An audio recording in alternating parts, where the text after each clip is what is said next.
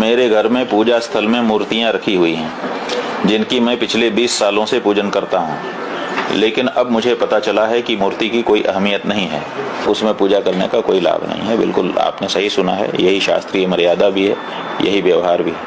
ये देखिए श्रिया, कुरान मजीद का पहला चैप्टर सूरह फातिहा वर्स नंबर 4 पढ़ेंगे।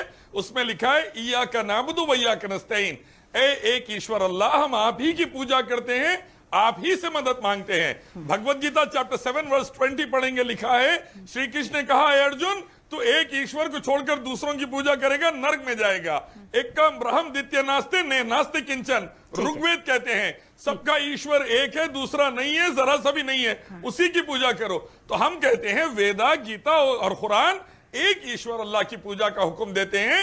पैदा हुई सो चीजों की पूजा करें तो नरक में जाएंगे, इसीलिए हम पैदा हुई सो चीज की पूजा नहीं कर सकते। ठीक है, देश से मोहब्बत है, देश की इज्जत है, देश के लिए जरूरत पड़ी तो जान लगा दिए हम, हमारे बाप भी खून बहाए, हमारे दादा भी खून बहाए देश के लिए, हम भी जरूरत पड़ी तो लगा डालेंगे, लेकिन देश की पूजा नहीं कर सकते। देश को पैदा करने वाले एक रब की पूजा कर सकते, ठीक है, ठीक जो है, सारे संसार का पैदा करने वाला। ठीक है, बोलिए शराफुद्दीन साहब।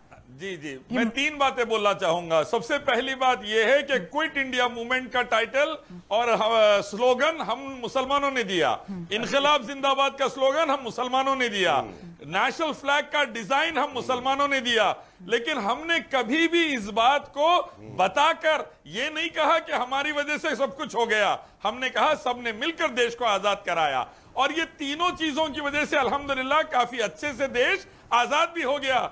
अब बाद में अच्छे खासे देश को माता बना के पूजा शुरू कर डालेंगे तो ये चीज, एक कट्टर हिंदू भी देश की पूजा नहीं कर सकता, मुसलमान भी नहीं कर सकता। देश को पैदा करने वाले एक इला ईश्वर की पूजा कर सकता। ये वेदा, गीता, कुरान, हदीस का हुक्म है।